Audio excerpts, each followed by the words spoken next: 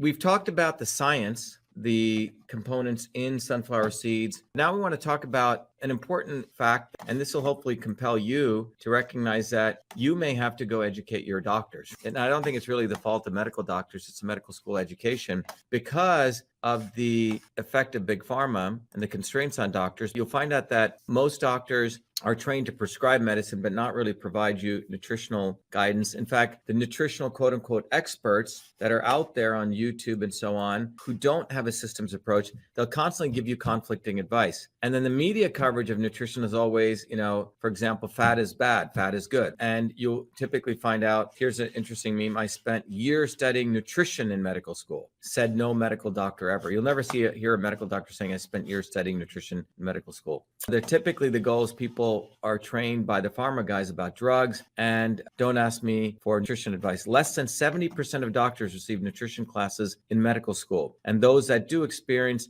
a measly 24 hours of class time on the subject. Robin here says, doctors generally do not take nutrition course in medical school. It's amazing, isn't it? It's really pretty fascinating. The other thing is, you'll find out that this is very interesting. Half of those polled believe it is easier to do their taxes than to figure out how to eat healthfully. So 52% polled said it's easier to do their taxes, which is not an easy thing, than to figure out what to eat. For example, you have this guy out there. In one video, he says, why I love kale. Then he also says problems with eating kale. So this sends mixed messages because he's not giving the substantive reasons from a system standpoint. Will red meat kill me? What's so great about kale, organic or not? So you have all this confusion out there. And that's why when we take a molecular systems approach, you go down below the hood, you start understanding what's in these things, how the nutrients, as we went through MV25, how things combine. You get a much more holistic idea of what's going on. Okay. So that's why we want to take a systems approach. Let's get down to the nutritional difference between raw and sprouted sunflower seeds. So now we're going to talk about what are the nutritional differences between raw and sprouted sunflower seeds. Stella Rose says, good morning,